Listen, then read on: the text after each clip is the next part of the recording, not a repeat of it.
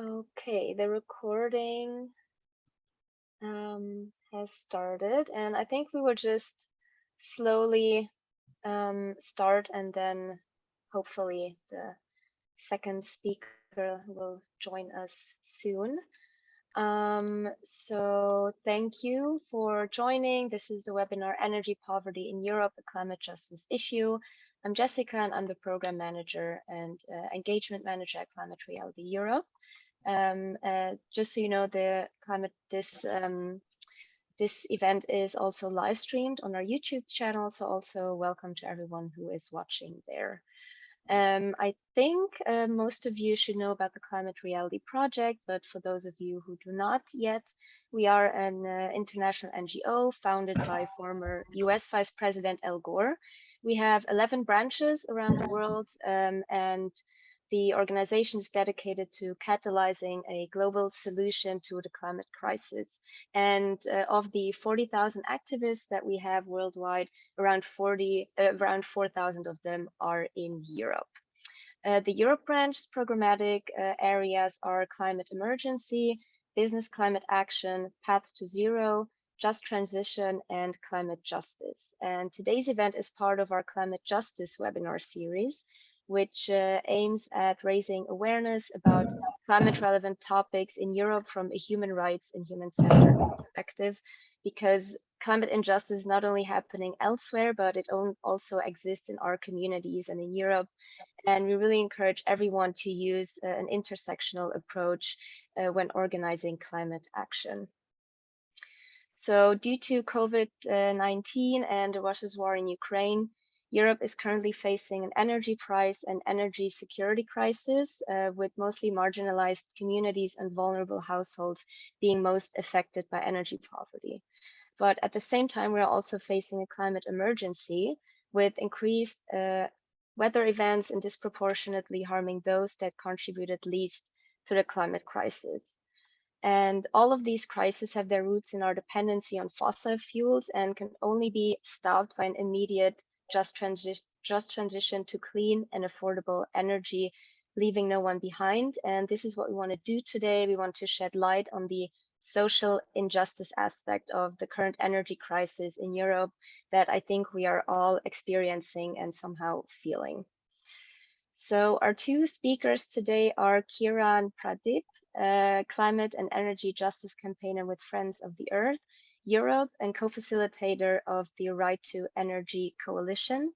And afterwards, we will also have Mònica Guiteras, member of Engineering Without Borders Catalonia, and also member of the Alliance Against Energy Poverty and the Network for People's Energy Sovereignty of Catalonia. So they will each give a presentation, and afterwards we also have time for Q&A. You can just put them in the comments in the chat section, or you can also just raise your hand afterwards, and we will give you the floor. So I will now share my screen for Kieran's presentation and hand it over to him. Okay, well, thanks so much, Jessica.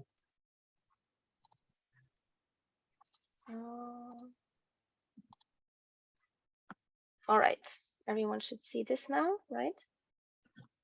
Okay, great. So this presentation is kind of like a very brief, like top line overview of kind of like where, the context, how the context for energy poverty in Europe has been and how it's evolved, kind of like as all our various crises blur together into kind of like one constant systemic one. So I'll be polite and I'll start with my introductions. So my name is Kieran Pradeep, and as Jessica said, I'm a climate and energy justice campaigner with Friends of the Earth Europe.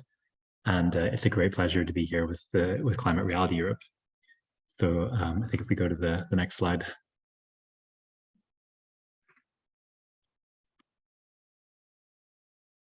You can have a special preview. So essentially, like, I'm here as the co-chair of the Right to Energy Coalition, where I'm lucky enough to mobilize with trade unions, community energy groups, social justice groups, and researchers, grassroots campaigners on energy poverty, NGOs working on all aspects of poverty, and kind of trying to tackle energy poverty at all levels.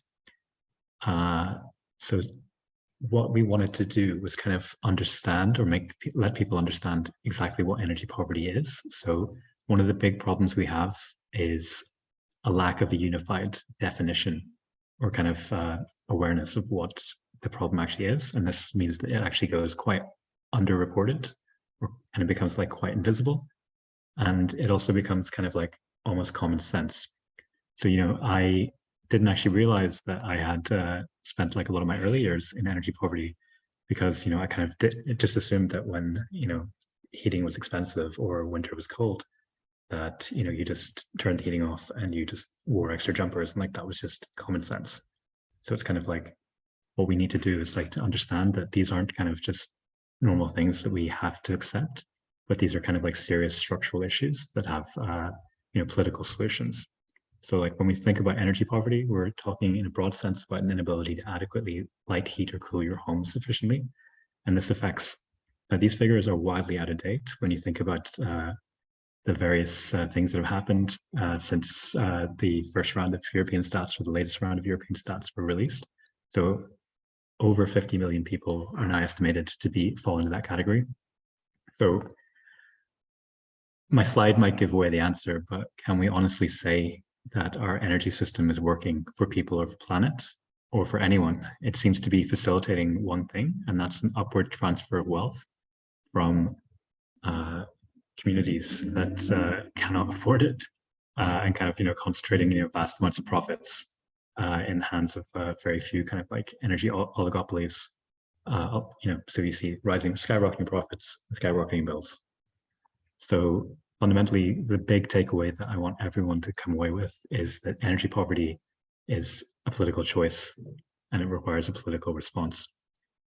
So this is before we even get into kind of like the global context. So like the Right to Energy Coalition, it organizes across Europe, but it's really important to flag that this is also like a global injustice and a global crisis. So we can't detach the nature of our energy system and like, the heat and the waste and the inefficiency of our terrible housing stock in Europe with the extra emissions of carbon that go out and cause extreme flooding in countries like Pakistan. Like there is like no national sense when we think about energy. And in the wider sense of injustice, we also have like 1 billion people across the world who basically lack access to energy at all, rather than just being in energy poverty. So that is kind of like the context that as we see it. So if we go to the next slide. So like the way it manifests is in a series of costs that are borne by people who can really ill afford to bear them. So it basically, energy poverty, it's like a black box that intersects with like existing social and economic inequalities. So, from when Jessica talked earlier about applying an intersectional lens, that means that you can't divorce questions of energy poverty from an analysis of class, from race, from gender, sexual orientation, kind of like all the ways in which people are excluded or discriminated against kind of makes them more likely to fall or suffer from conditions that lead them to energy poverty. So if you have precarious labor market and kind of like lack of good paying jobs, then your ability to pay your bills is impacted. If you're consigned to live in terrible, shoddy, and inefficient housing stock, it doesn't matter how much energy or how low you turn your thermostat down. It's like you're still going to be wasting way more energy than someone who's able to kind of get double glazing and good home insulation. So there are like serious inequalities that are exposed and which exacerbate energy poverty. And this has been linked to a huge public health burden of around 194 billion euros annually, and is kind of like linked to over 100,000 premature deaths per year in the EU. So it's like, even before COVID-19, this was a lethal problem and a widespread problem. And I think like as the pandemic progressed, I think we all became very familiar with our homes and kind of like maybe understood a bit more about how our homes and the conditions they're in were also kind of key to our politics in many countries as well. So if we go to the next. So why is our system failing? So again, like I think the simplest question to ask is to say, you know, who's benefiting from the current setup? So right now, governments across Europe are scrambling and releasing unprecedented amounts of funds because more and more people are you know failing to benefit and are actively being impoverished. So you know it's like become like socially impossible not to act and politically explosive not to as well. So what we have are a mix of exploitative energy markets, which continue to put profit before people and planet. We have, as I mentioned, unsafe and kind of leaky and inefficient housing. So like up to 75% of the EU building stock is classified as this. So like that's like a huge structural issue that you know can't be solved again on an individual level. We see fossil fuel subsidies for things like gas boilers continue to lock in low-income households into, you know, gas infrastructure that may be cheap to install or cheap to buy, but which is definitely right now quite expensive to run and operate, and which has like shelf life of you know 15, 20 years. So you know, like as long as these are subsidized and like artificially cheap, they will be seeding a market for gas. You know, decades into the future, which are kind of incompatible with kind of like our needs to kind of A, cut climate emissions, and B, to tackle the current gas price crisis. We're seeing kind of false solutions come out of like the fossil fuel industry. So, you know, we know, I'll get into it a bit later on kind of, you know, the concrete steps that we can take to kind of get ourselves out of this cycle of kind of like, you know, winter crises and kind of like, you know, energy poverty. But for every solution that we have that's real, we have like maybe 10 or 20 that are being plugged by the industry. So, you know, again, gas boilers as like a bridging thing between coal and renewables, or, you know, the sense of gray hydrogen. As I mentioned, you know, broader injustices kind of like play a huge role. And fundamentally, there's no single energy poverty profile across Europe. So if you're a pensioner living in Central or Eastern Europe, you know, you're going to face like a very different experience of what it's like to suffer from energy poverty than if you're in a coastal city near, you know, the Mediterranean, or like, you know, by Barcelona or in southern Italy. So, you know, there's huge differences of housing stock and also kind of like home ownership and kind of rates of renovation that kind of make the story or the profile of energy poverty very different and very fragmented, as well as the experience. So we'll also see that in like the EU response to the energy poverty crisis or the energy price crisis currently, as different countries are kind of basically set up to be affected in different ways. So I think if we go to the next slide. So this brings me back to the Right to Energy Coalition. So fundamentally, the coalition brings together a diverse and unique range of stakeholders to tackle energy poverty at the EU, national and local level. It's a red-green coalition where fundamentally our central idea is that you cannot divorce social and climate justice.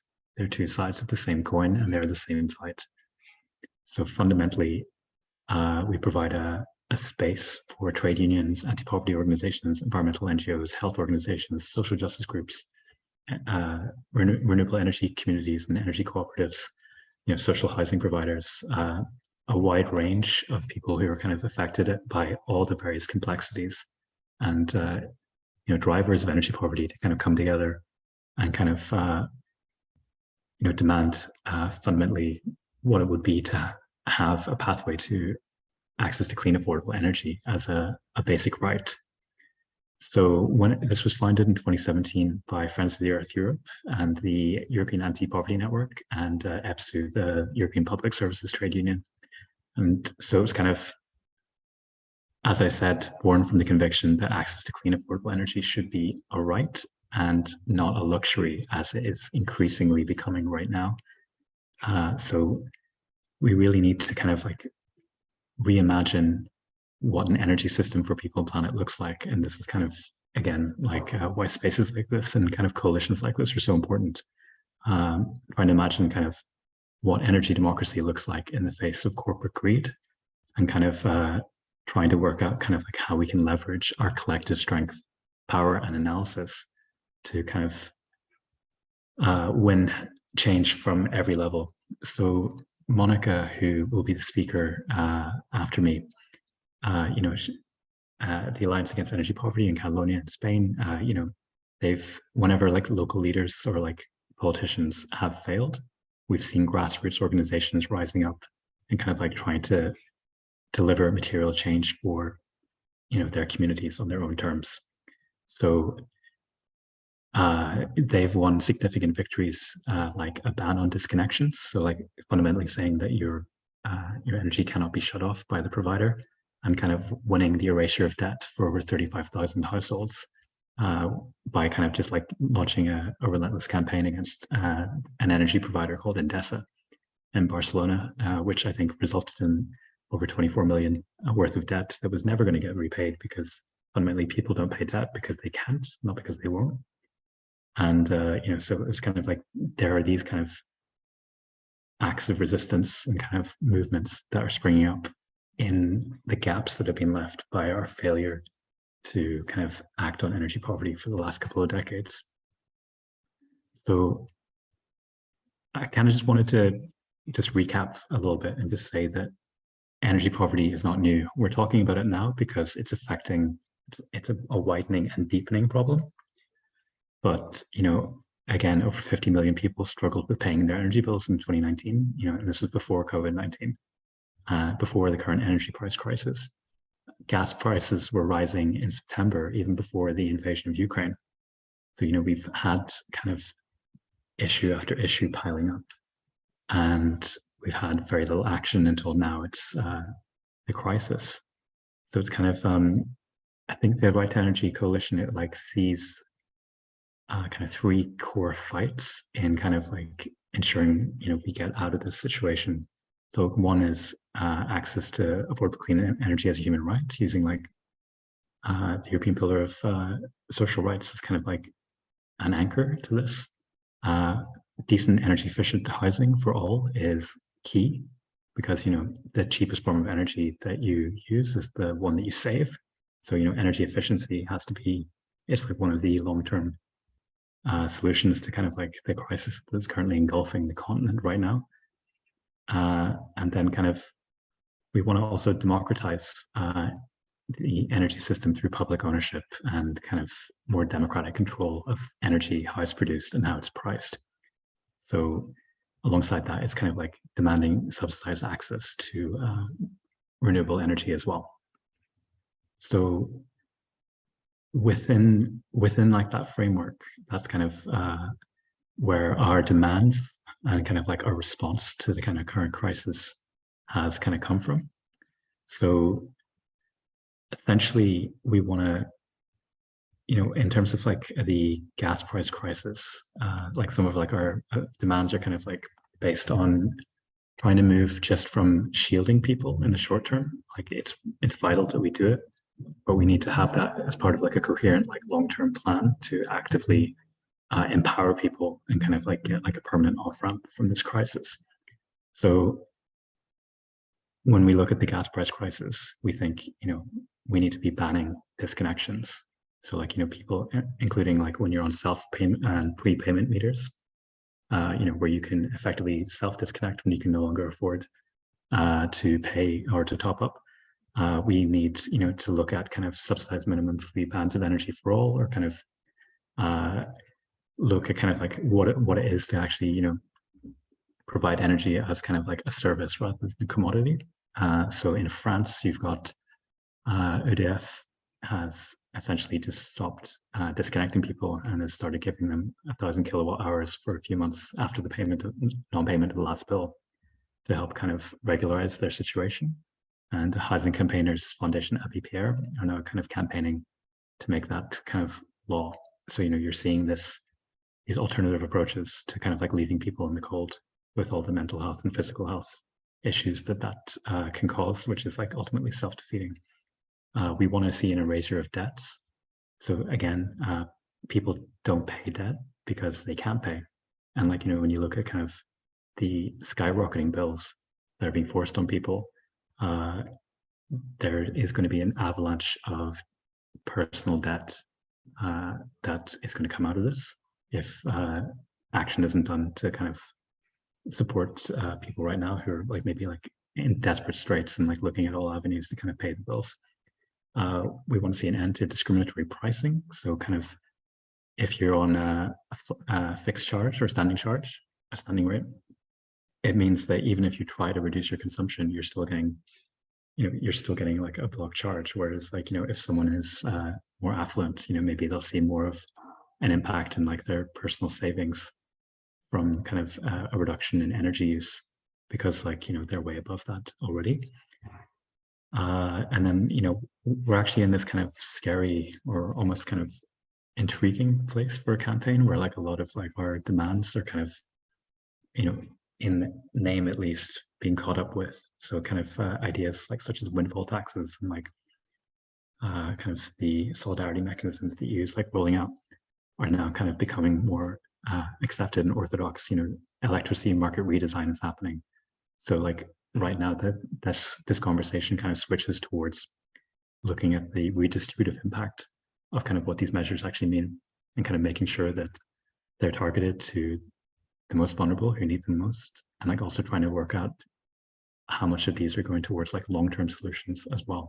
So I will ask you to move to the next slide that kind of covers that as well. Thanks so much, Jessica.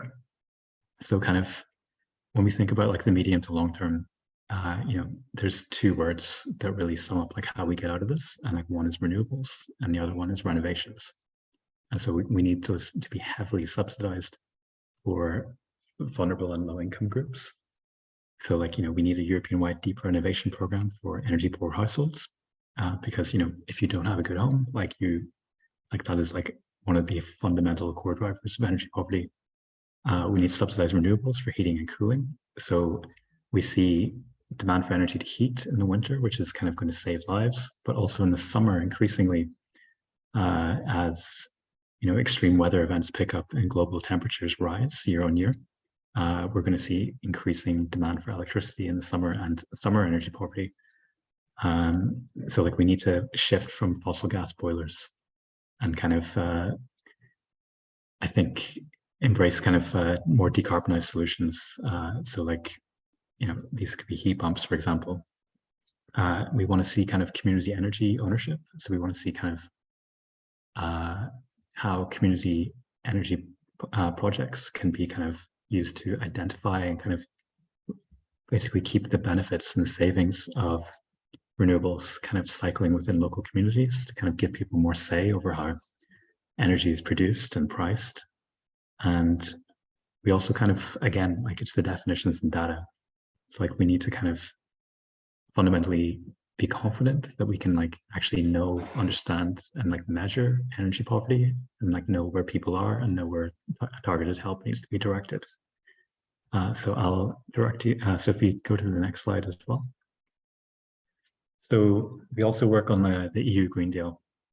So kind of, we've basically been doing like, it's been like a really unprecedented amount of advocacy, even beyond the response to the crisis, the various crises that we see. So outside of repower and kind of the winter emergency packages and kind of all these things, like we've already had these Fit for 55 legislation that make up the European Green Deal that have been going through the EU kind of institutions over like the last year or the last few years.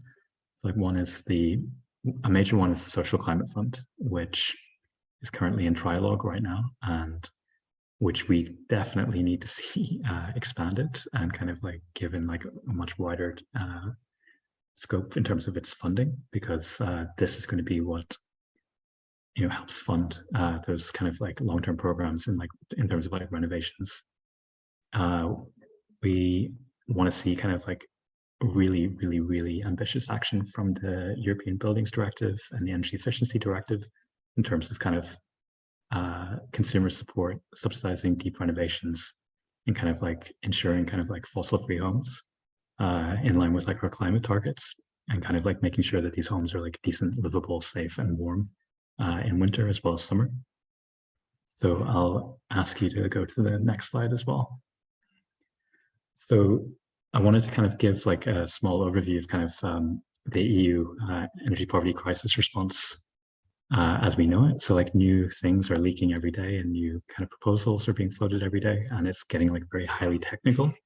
So it's kind of, we're in a situation where kind of like reality is very fluid and kind of like orthodoxy is kind of increasingly bending. So like, I think like while we're in this crisis period, it's like we're going to see a lot more changes kind of coming up.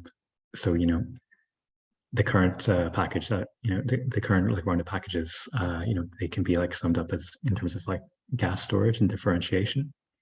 There's the Repower EU plan, which is like trying to kind of get the EU off essentially like to secure its energy security in terms of like Russian gas, but like that energy security isn't going to be served by replacing Russian gas with like Azerbaijani gas.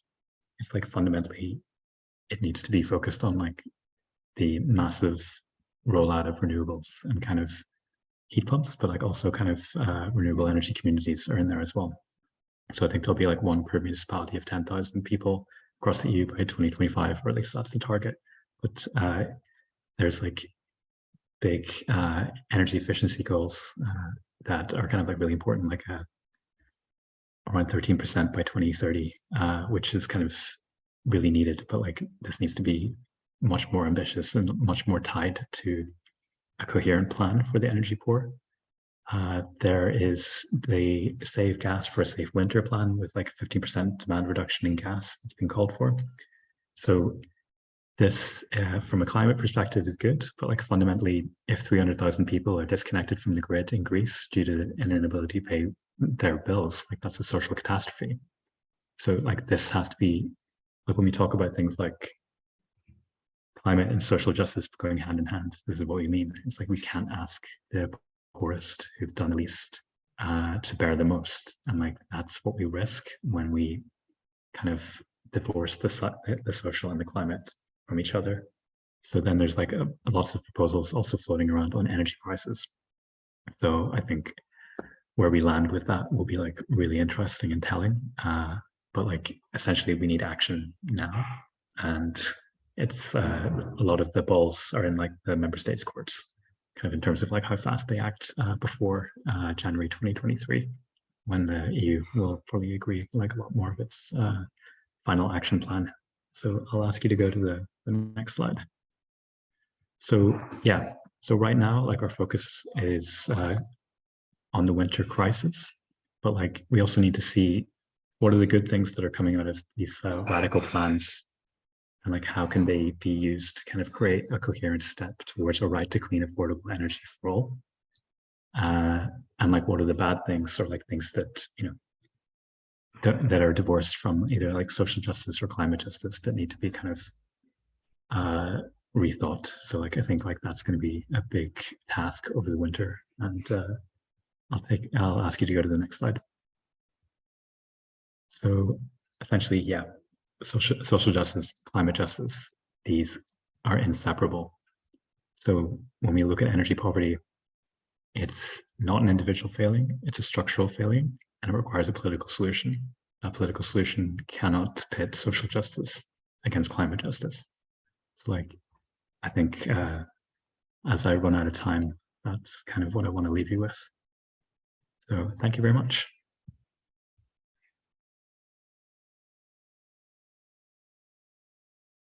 Thank you for your presentation. I think it was a really nice overview, and it was also good that you mentioned again that this is not a new phenomenon, but of course we read about it everywhere now, and also while doing research. I was really surprised about the numbers of people living in energy poverty in Europe, and I was never really aware of this big mass, and also the importance of grassroots organizations when policies fail. And I'm just checking, since I was sharing my screen, I don't really see whether Mònica is there. Okay, great. Because I think this is a very nice segue to Mònica's presentation now. So I would love to give the floor now to you, Mònica. Thank you so much. Thank you for inviting us. From Engineers Without Borders, we are also members of the Right to Energy Coalition, and we are also one of the co-founders of the Alliance Against Energy Poverty in Catalonia. Let me share my presentation for a second. My role, I think, is to bring some ideas, some reflections on how those affected are experiencing this price crisis, which is a very hard thing to experience. One of the quotes I'd like to bring to this kind of discussions is something that one of our members always says, that is 24 hours for someone who has lived without power, without light, or without energy, are not the same as 24 hours for someone that hasn't experienced that in their lives. No, so well, happy to share also today the voice of all these people, because it's not me talking, but our collective experience. Okay, so tell me if you can see my screen. Okay.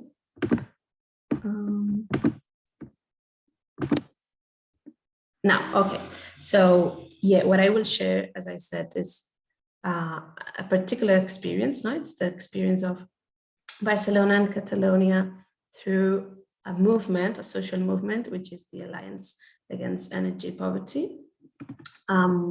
We were born in 2014 as a movement formed mostly by affected families, which was something quite innovative, but not really, because this is something that previously was experienced by the Platform Against Evictions.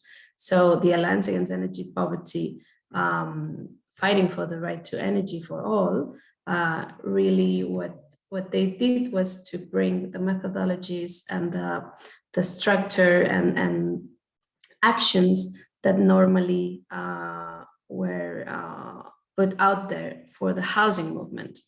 This time, including also environmental NGOs, including neighbors associations, etc. No? So I think for today's discussion, it is very important, this link of the environmentalist activists and NGOs and movements with the housing and neighbors associations movement that at that time in the 2014, still after the financial crisis of 2007, 2008, were maybe solving some of their housing problems and started having problems with their bills. So even if it is today that we are facing this energy crisis, some people has been struggling for almost 10 years of their lives with this problem.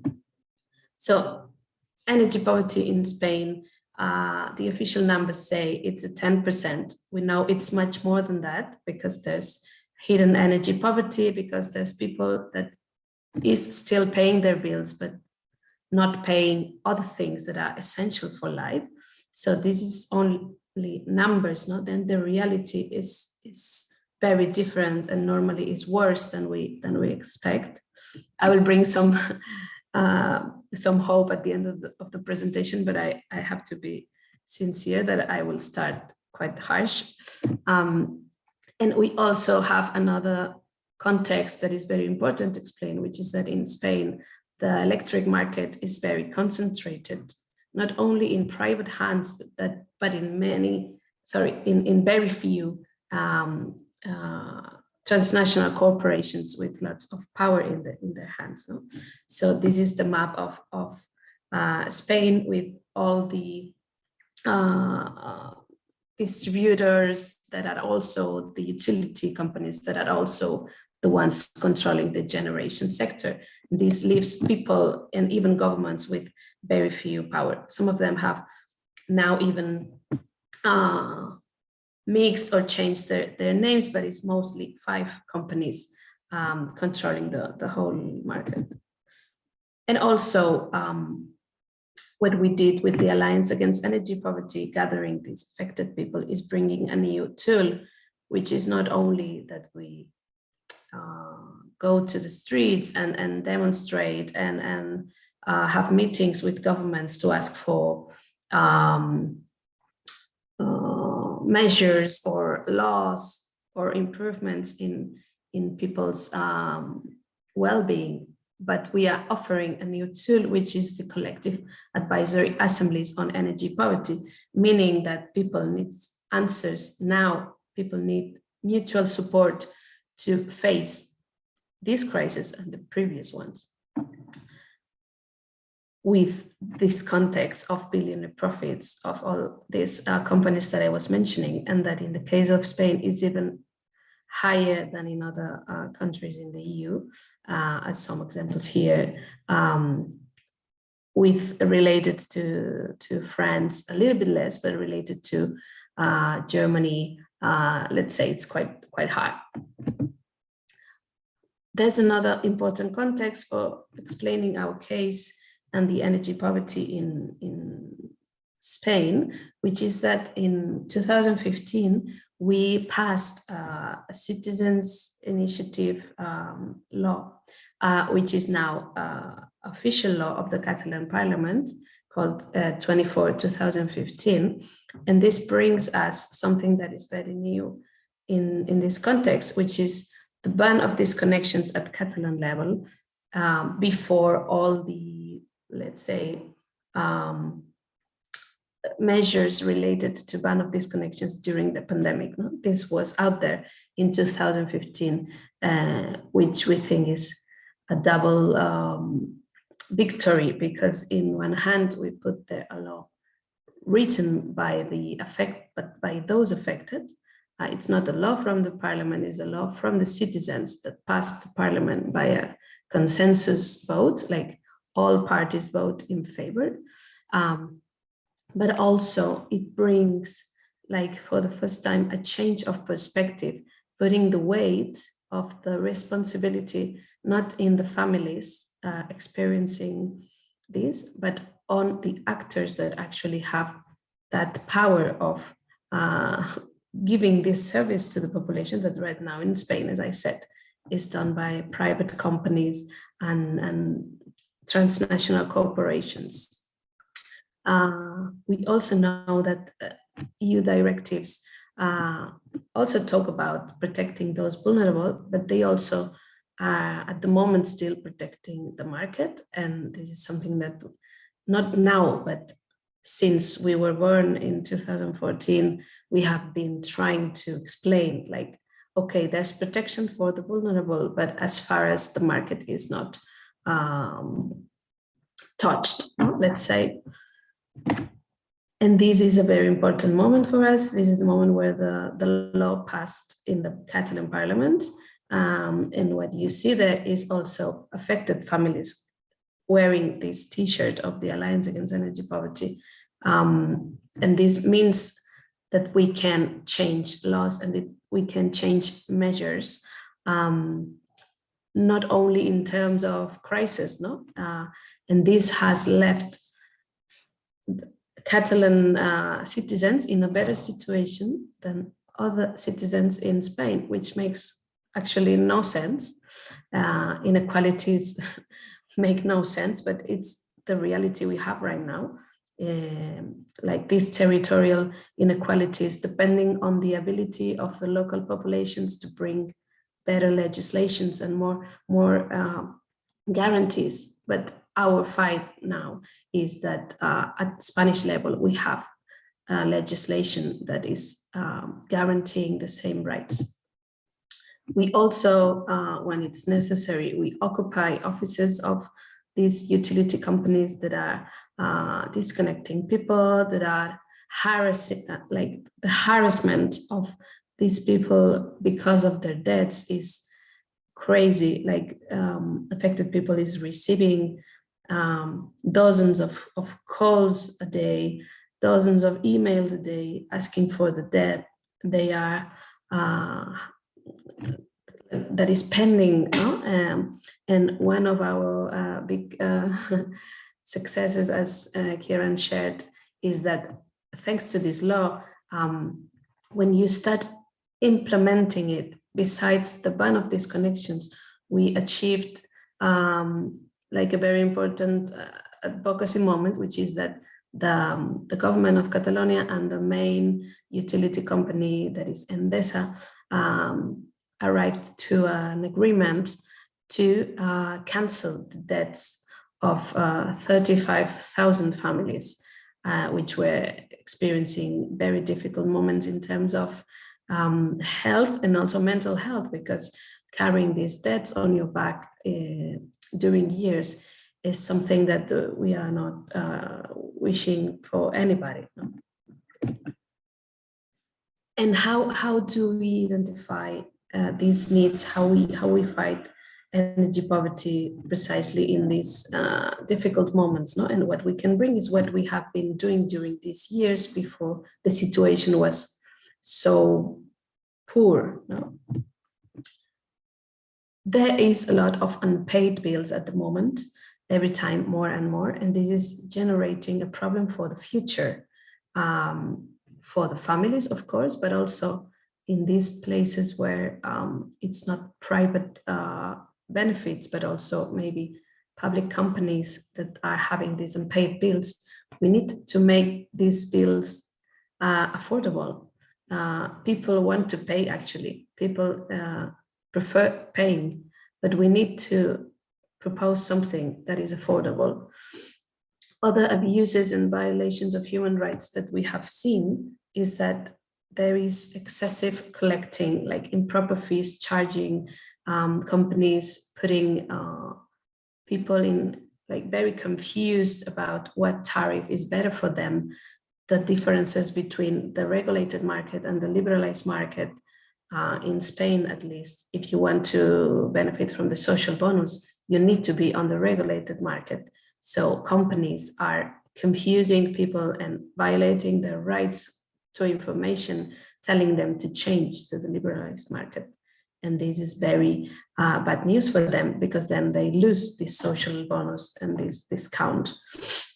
Also, as Kieran also mentioned, there's lots of information that is completely not understandable for the majority of the population, but there's also lack of information. People don't know what are their rights precisely in a moment like this, more than ever, and they still don't know the meaning of their bills. No? So we need to explain that better. We need to put out the legislation and measures that are making these companies explain that in a more closer way, because otherwise people start not trusting all these actors, and we know not all actors are the same. We have been collaborating a lot with little small utility companies, cooperatives that want to include the energy poverty and climate justice perspective in their actions. But what we find in these oligopolic companies in the Spanish system is that they are choosing not to inform in a proper way. No? So also governments have a responsibility here. What brings,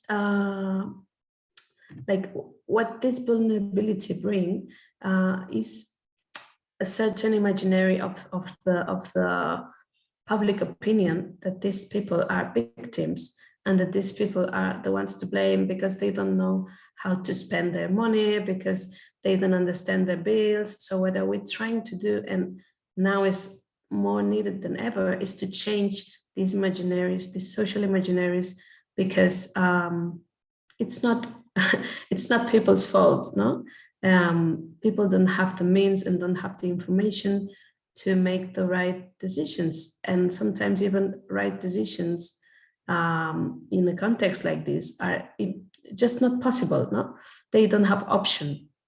So our proposal is to stop blaming, to stop victimizing them, and bring a perspective of empowerment and of mutual support. We're not saying that the administration doesn't have to do their job, but we also need to bring mutual support and empowerment and collective construction of knowledge.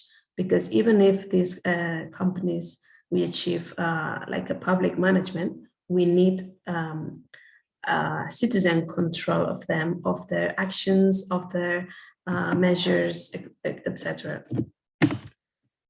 And these collective assemblies, very, very fast, we think they can be a tool for the future. And also we are having now like many proposals of like climate assemblies, and we think the methodology should be in these same lines, which are spaces that are welcoming for everybody, that have a continuity in time, that are not only an event that then ends and okay, what we said, what is left of what we said of that session. So that they can be replicated in a territorial sphere, and also that breaks with unidirectionality of the messages.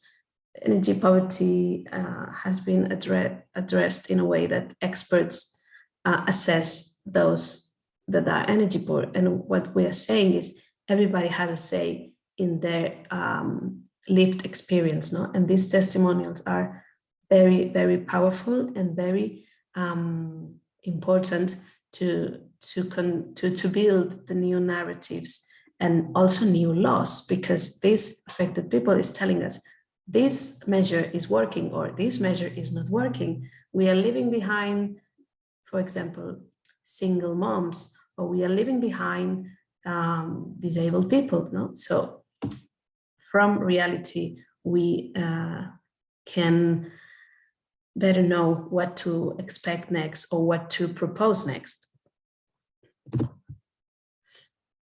So yeah, we need to transform all these roles in these collective assemblies of energy poverty, or collective assemblies in the near future, collective assemblies of climate justice, for example, no? Where responsibility is shared, but not in an individual way. We've seen in the Repower EU measures that responsibility is put on the families, on the domestic economy, which is not fair, no? Because precisely energy poor people are many times the ones that are consuming less, sometimes below what is dignified. So we need to share responsibility through all citizens, and also administrations and private actors that are still there managing these services for the moment. And in our case, what has worked is this creation of a mutual support network. We know it also has limitations, and during these times we're seeing the limitations of this initiative in Catalonia, because there are infinite cases. Every time they are more and more complex. I don't know if that's the case for other people that is today taking part in this session. I hope you share also your views. But what we are seeing is that every time is more and more difficult to address the complexity of the situations and the cases. Like really, we are receiving in our assemblies people that are on the margins of the margins, and that is very complicated. And then, of course, we don't have solutions for everything. No, we need to continue analyzing the current situation, because it changes every day, and that is a crazy thing to answer to. No? So we want to also bring this idea that affected people are the real experts, and we need to end with this expert logic of like technicalities and a perspective that has in the energy sector particularly mostly under men. No, we need more non-expert views. We need more women. We need more diverse profiles raising their voices on what the energy model should look like in the near future, and thinking together these solutions and strategies. as I said, in our case, it's more like a mutual support and family perspective. We know that's not possible for all the contexts, because if you don't have that ability to mobilize a certain collective, you need to find other solutions, no? But in our case, it has served a lot, like not proposing an isolated and assistential counseling, but something that is empowering, and also bringing information that is not codified. Like, we take the laws that are approved, the measures that are approved, and we take them through a filter that tries to make something that is understandable for everybody, because intersectionality, we need to face it, is out there, and many people don't have access to internet, or don't have access to digital tools, don't have access to many things, or simply don't understand technicalities of the energy market and sector. So we publish several useful documents with this processed information. And then we can follow with other questions in the debate part. Thank you so much for your attention. Thank you, Mònica. I think it was really nice when you came to the part of, okay, what a group of active citizens can really achieve in changing laws. I think that this is really powerful, and also these are the stories that we need to hear, and also this de-victimization, and also this that we have to build new narratives, and that people are the actual experts. And I think that this is really what climate justice is also about, that those that are most affected they have the solutions at hand, but we just often do not listen to them. Yeah, and I really like the approach of empowerment and mutual support. I see that in the chat we have one question from the live stream from Facebook, and I would just go ahead and read it out loud. So, how can we empower communities with more tools to transition to renewable clean energy that is free and without any big cost?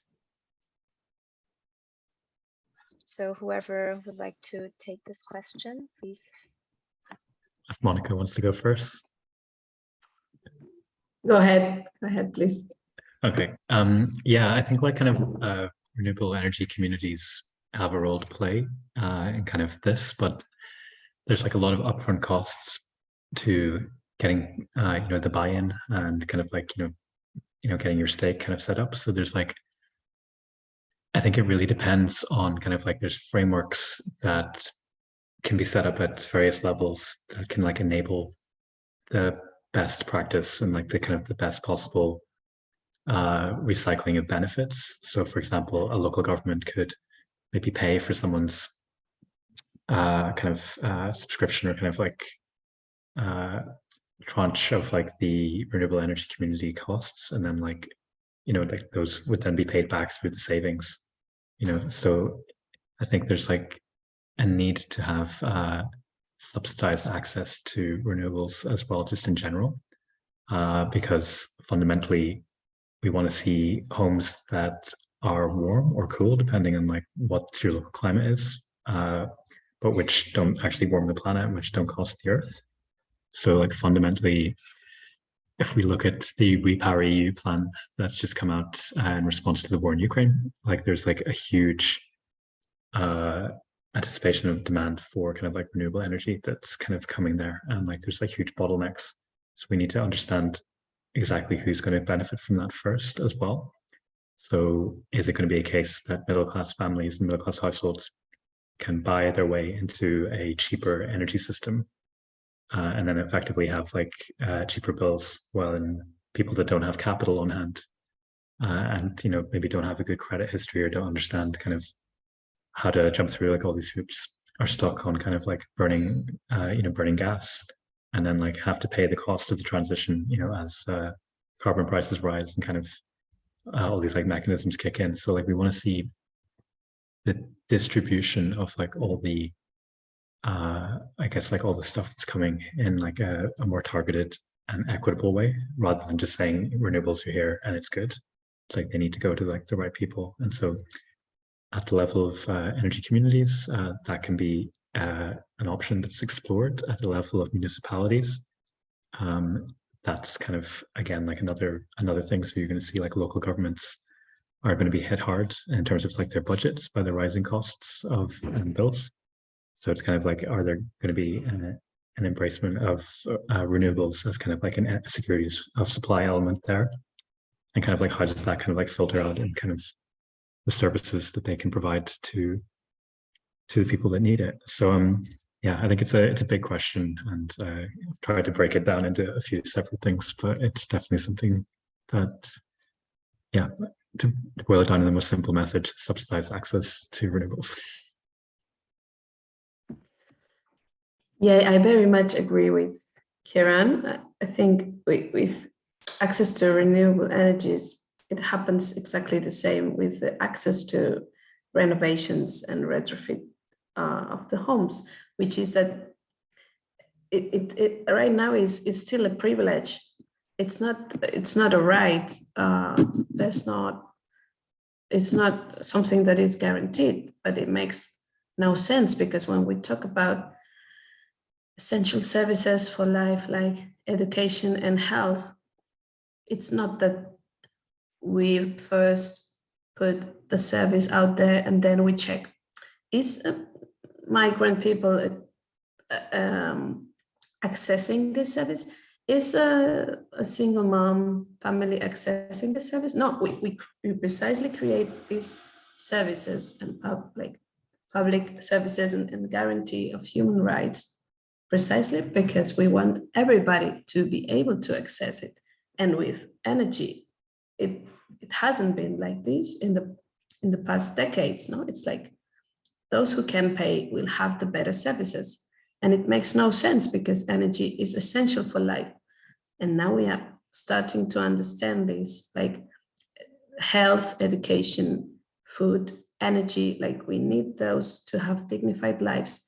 But we are not delivering this service as we are with others that are that essential. So I think we need this subsidized and like even also accompaniment to access these services and these bureaucracy programs to access also, as I said, renovation programs, not only renewable energies, in a way that they are not a privilege, they are accessible to everybody. And this means financial schemes, and this means, like, as I said, like a close accompaniment of these communities. They need something that is near them, let's say one-stop shops, or let's say mediation with other neighbors, because otherwise we will have energy communities where the energy poor have no place to be. And this is not the solution we want, no? So we need to ask ourselves if the solutions we are putting out there, it's not that have a place for these people, no, it's that these people go first, because public services understood in this way are to be delivered to those who cannot afford that. And that's the key. I think that's the key message. Absolutely. And pretty much everything that Mònica has just said, 100%. I think like there's like one other issue that kind of comes in, and like that's the idea of like split incentives, like particularly when it comes to efficiency in renewables. Like if you're paying rent and you're paying the bills, and your landlord is collecting the rent and not paying the bills, like what incentive do they have to improve your life and the quality of your life? You know, so like there's what Mònica and like all the groups that are kind of like organizing on the ground are doing is kind of like confronting a huge power imbalance. And like that's also kind of key. So like when we say redistribute power, you know, like it needs to be understood in every sense. So yeah, it's power.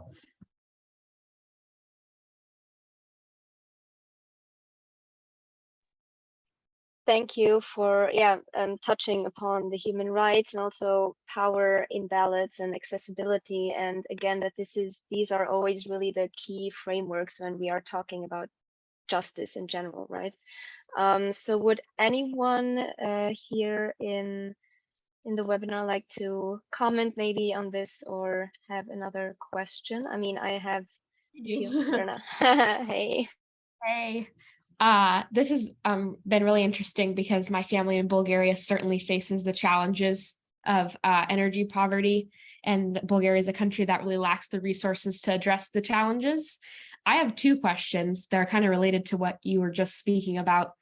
My first question is, do you have any innovative, maybe like municipal or regional examples of like policy or legislation of people doing like retrofitting or new building policy, well, saying like if new housing stock is going to be built, like you can't like have gas, or any examples of like retrofitting programs done by cities that you think would be a good example for other places?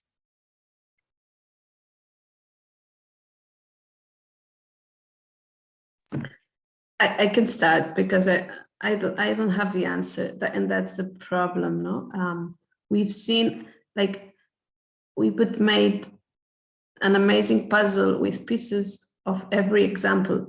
Like for example, in Barcelona, there's not yet a plan that is like prioritizing those vulnerable. There is like a line inside the program. There's a line of budget targeted to this, and that's okay, but maybe that's not enough because you need to include other things. So that's what I'm saying.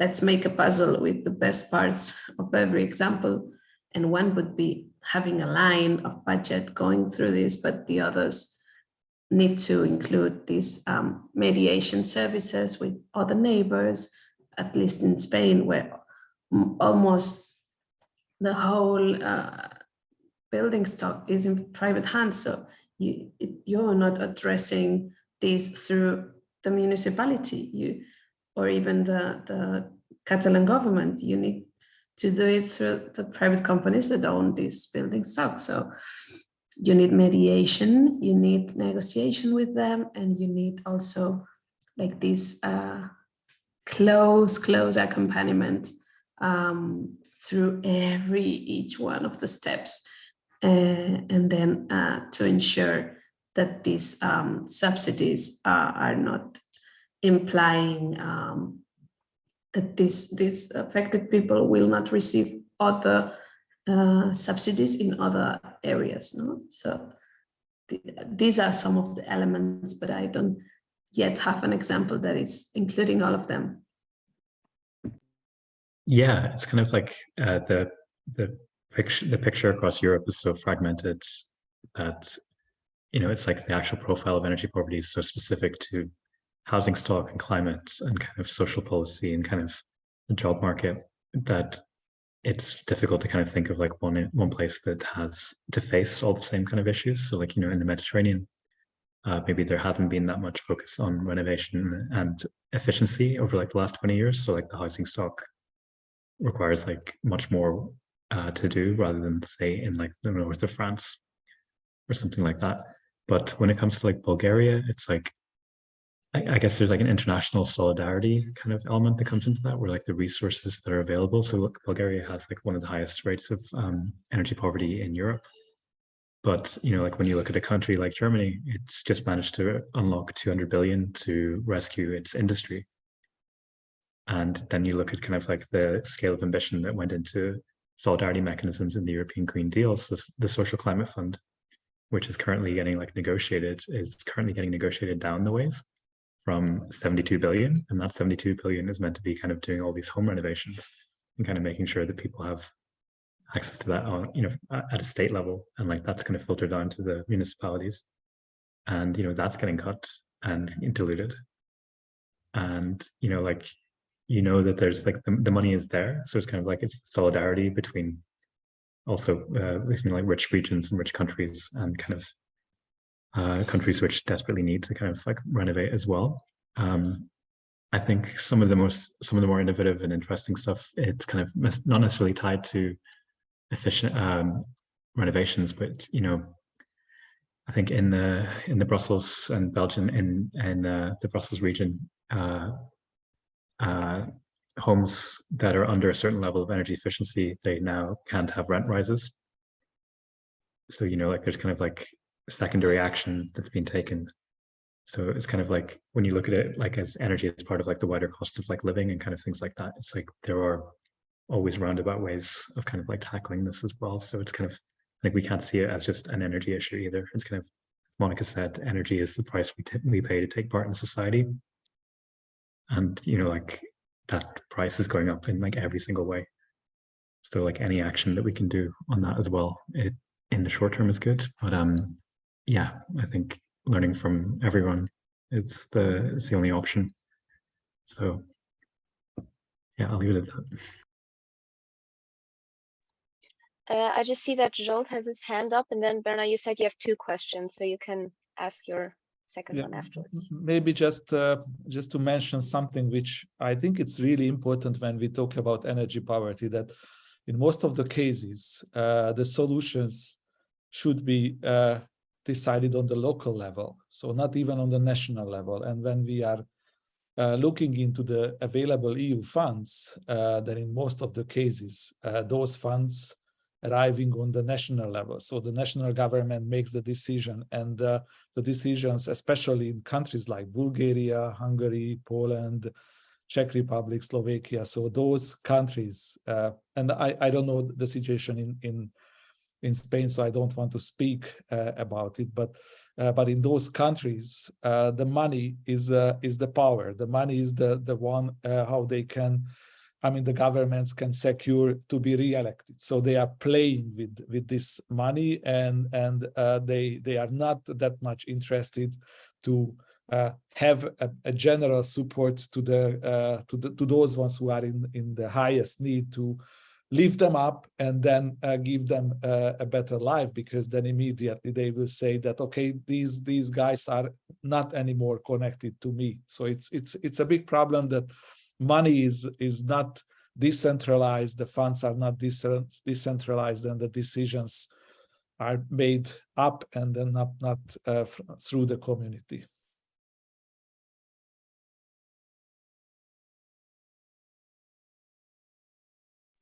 Does anyone else have a question?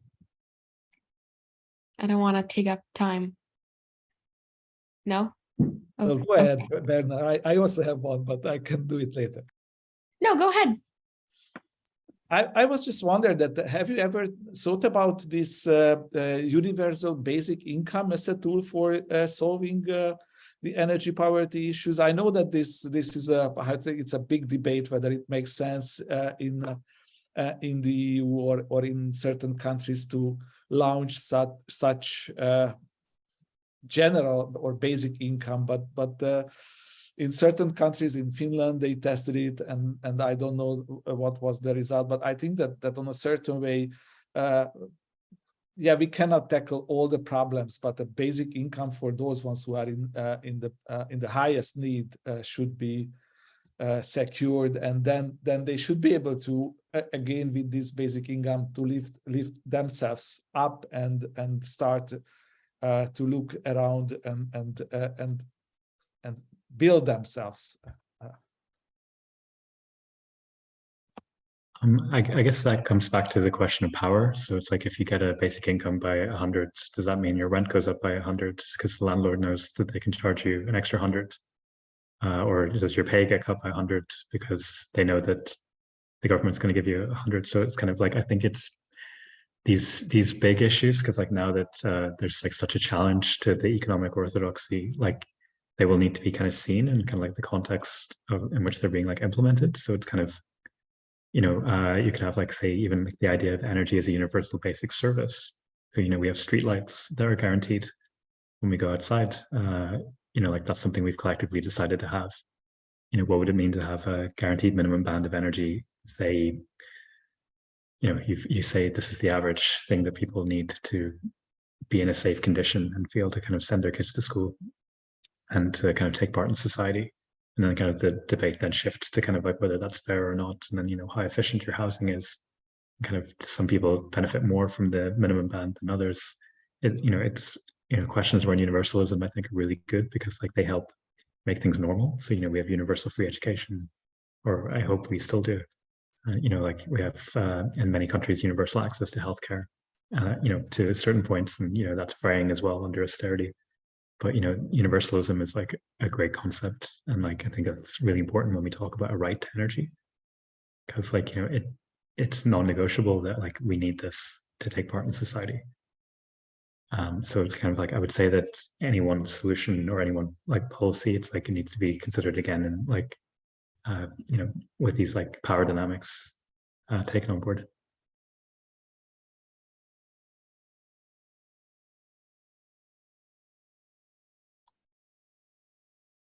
Thank you for answering this question. Mònica, you wanted to add to that? If I can add only very briefly, that when we fight for why the measures like this guaranteed income, because in Spain and Catalonia we have one, but at the same time we still need to fight for a just energy price for all, because we are all paying something that we don't know what that is. Like, what are we paying? Are we paying the real cost? Are we paying benefits? Are we paying, what are we paying? No, it's not clear where the cost and the final price comes from, and if it's just for everybody. So of course we need to protect the energy poor and those with low incomes, and a measure like you mentioned serves that purpose, and other increases on the cost of living. But I think we all want to pay a just price, no? And that the billing system is understandable for everybody. So I think, yeah, both kind of measures should work and advance at the same time, no? Because yeah, otherwise we're saying that we are only protecting that for some, which are the ones who maybe had it less ensured. But then let's make it universal, no? As I said, I will bring some hope at the end. Yes, you do. Thanks. Can I jump back in on that? Sorry to be, it's just seeing things sparking off in my brain. Yeah, I think like when Mònica was talking about like what goes into like our bills, like fundamentally these measures are like shielding as well. So it's kind of like, at what point does it become like an indirect subsidy? So it's like, you know, if the companies know that the government will pay, you know, they'll, you know, like where's the power that we have to kind of control how they set the price, or kind of like, you know, where the value is, as Mònica was saying. So it's, you know, like how do we introduce like democracy into energy? And like, you know, would we see bills rising so much if ordinary people were on kind of like the decision-making bodies that kind of decided, you know, price caps and kind of things like that? If, you know, like if we had, you know, investment in kind of like making sure that people who had lived experience of energy poverty or like all sorts of other structural injustices were given the chance to kind of take part in both the drafting and the implementation of policies, then, you know, like that would be a very different world that we would be living in right now. Because like, can you think of like all the choices and like the stuff that gets bundled up into our bills, how that would add up in a different way? So that's pretty much my add-on to everything Mònica was saying. And I will now give the floor back to Berna. That actually directly ties into my next question, which is like, I think there's a gap in people's ability, especially in Central and Eastern Europe, to understand the things that they're allowed to advocate for, especially with like European Union funds that are like related to benefits they could potentially get, because there's like an education gap to what like this funding can actually like do. For folks, I feel like a lot of the conversations that I have like in my own country with people is just like a complete hopelessness that anything's going to change, coupled with constant rising like energy prices and obviously changing governments. So I'm wondering, is there like an educational and advocacy component in this where I mean, I'm sure you're already working on stuff like this, but things that we can expand to allow people to get the education and the opportunity to learn how to become advocates for these types of things in their communities, to be able to, you know, better understand like, okay, I can get involved in this work and expect more, you know, from the funding that is theoretically supposed to come into my community. I feel like a lot of people have like a big knowledge gap, and I'm wondering what we can do about it.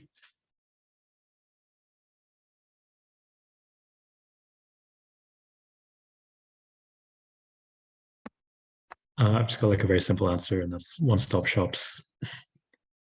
You know, so like I think Mònica, like you're probably the much better place to answer this question than I am. But that would be kind of my one contribution. Yeah, I think this relationship between the housing movement, the neighbors associations, and the environmentalists is key, at least for us. And we haven't solved all the debates yet, but we don't need to agree in every single thing, no?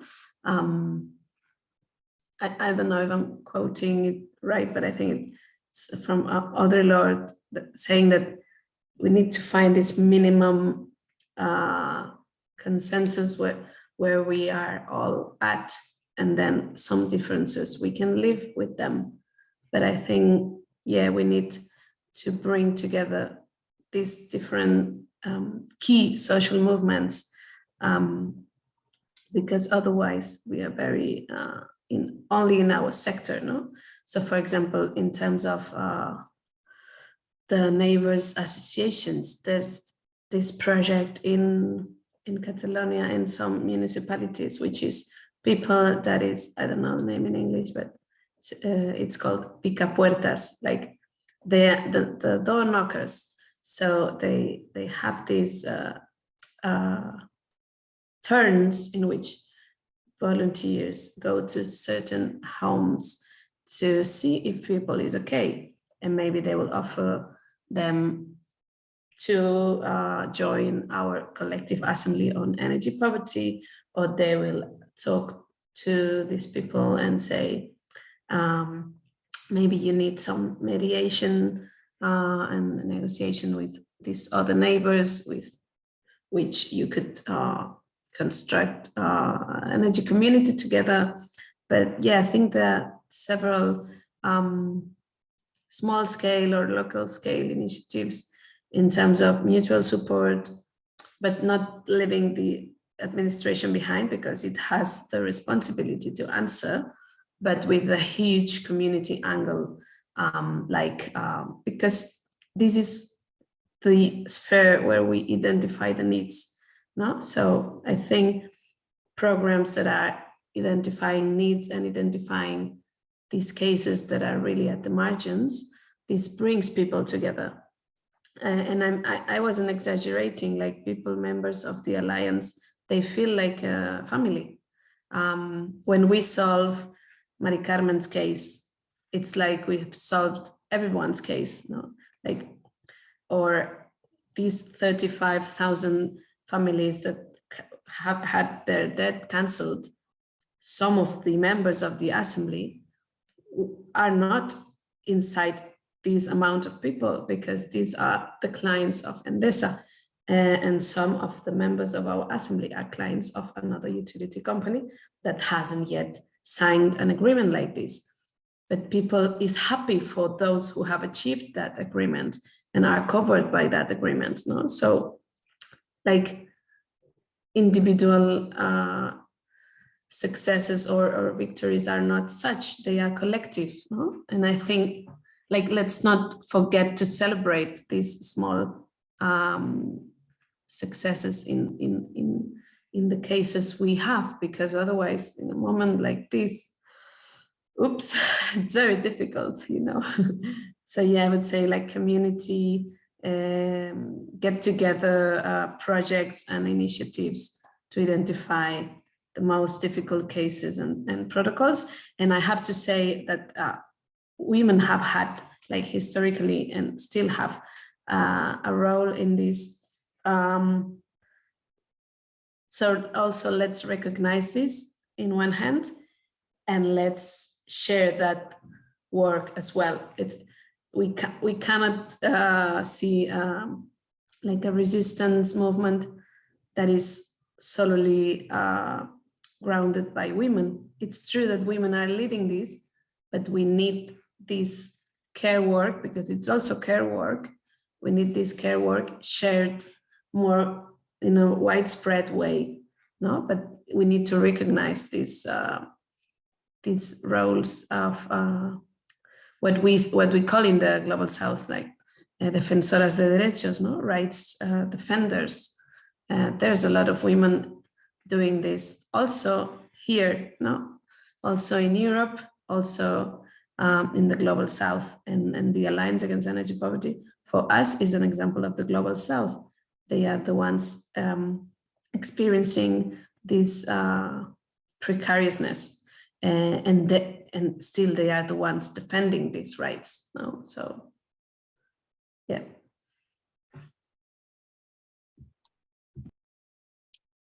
Thank you, and also thank you for all of your questions and for discussing with us. Yeah, I think it's really nice because we always think about the collective challenges, but of course there are also the collective successes, and it's just really nice because it just brings communities even closer together and really builds this resilience also for future crises. Is there any other question? I see that we are slowly running out of time, or any other comment?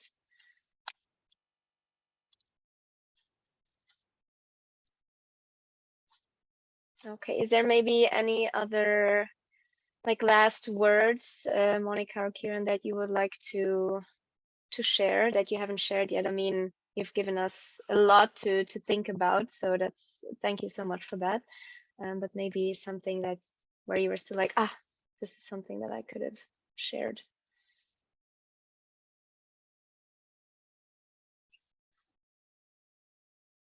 Okay.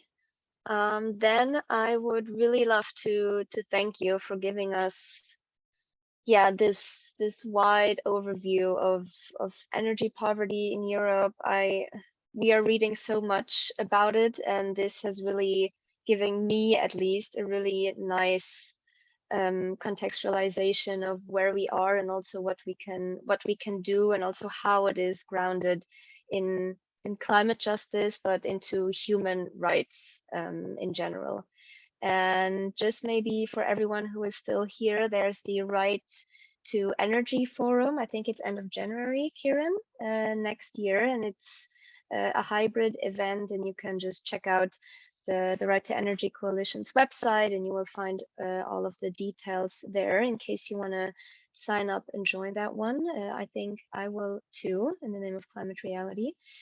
And if you want to get in touch with some of the speakers, then just reach out to us, and we can see whether we can connect you.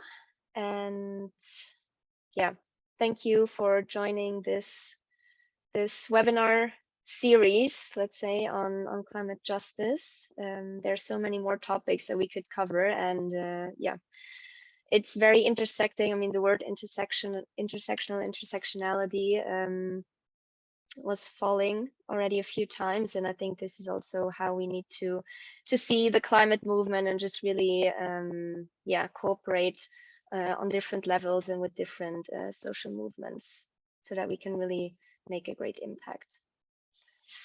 Okay, and I mean, the recording will be on our YouTube channel, and for all of the climate reality leaders here, we will also put it on Reality Hub in case you want to